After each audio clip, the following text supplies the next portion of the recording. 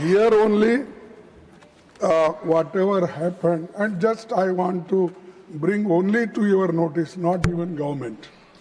Sir, मैं आपका ध्यान 4 फरवरी 2026 को राष्ट्रपति के अभिभाषण पर धन्यवाद प्रस्ताव पर हुई चर्चा के दौरान दिए गए अपने भाषण पर दिलाना चाहता हूं।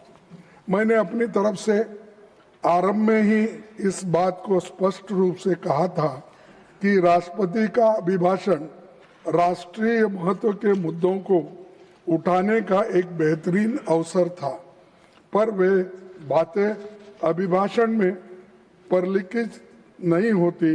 इसी भाव के साथ मैंने सामाजिक न्याय से लेकर संसदीय तंत्र पर तथ्यों पर मैं अपने बातें रखी थी, लेकिन राज्यसभा की वेबसाइट पर अपलोड किए गए भाषण को शब्दशः पाठ की समीक्षा करने पर मैंने पाया कि मेरे भाषण का एक बड़ा हिस्सा बिना किसी उचित औचित्य के या तो एक्सपेंशन दिया है या बिना किसी उचित जस्टिफिकेशन से हटाया गया है।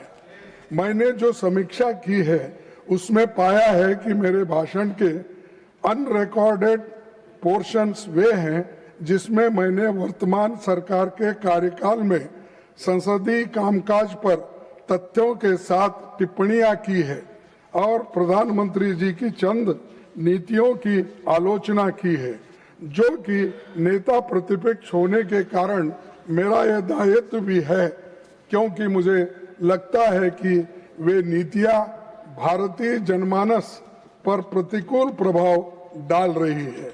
मेरा संसदीय जीवन 5 दशक से अधिक का है।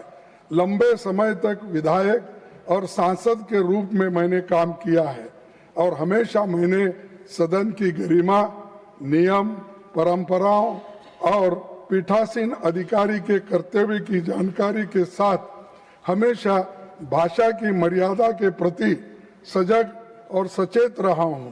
कहा किन बातों को निकाला जा सकता है, इसमें पूरी तरह मैं वाकिफ हूं और कुछ जानता हूं। सभापति जी, आप जानते हैं कि rules of procedure and conduct of business rule council of states नियम 261 केवल विशिष्ट और सीमित परिस्थितियों में ही लागू होता है। इसीलिए मैं आपसे विनती करना चाहता हूं कि मेरी जो टिप्पणियां हटाई गई है उनमें कुछ भी असंसदीय या डिफेमेटरी वर्ड्स नहीं है और न ही इसमें नियम 261 का कहीं उल्लंघन भी मैंने नहीं किया है। Okay, I will look into it. I will look into it. One minute, sir, I will complete. मेरी कही गई बातें स्पष्ट रूप से चर्चा के अधीन विषय से संबंधित थी। वे पूरी तरह से धन्यवाद प्रस्ताव के दायरे में आते थे और इसलिए मुझे लगता है कि मेरे भाषण का इतना बड़ा हिस्सा काटना, हटाना ये डेमोक्रेसी के खिलाफ है और फ्रीडम ऑफ स्पीच के खिलाफ है। संविधान के अनुच्छेद 105(1) के तहत सांसदों को मिले अभिव्यक्ति की स्वतंत्र के अधिकार को लेकर भी चिंता प्रकट करता है। इसीलिए मैं आपसे निवेदन करता हूं कि हटाए गए अंशों पर पुनर्विचार करते हुए बहाल किया जाए। आपसे मुझे न्याय नहीं मिला तो मैं I already told you I am looking one into minute. it.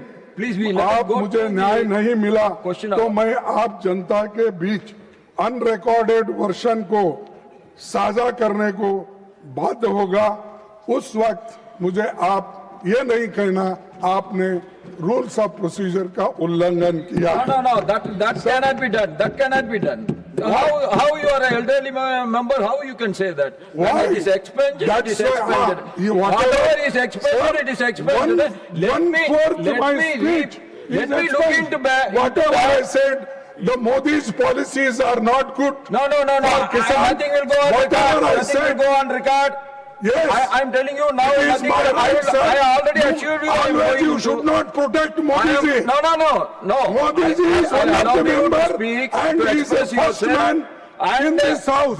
No, It is I am my telling right. you, I am looking into it. It is Then my how I right can say to expulsion criticize can be, his policy. It expulsion is my outside. right No, to that is not criticize correct. That is not government. correct.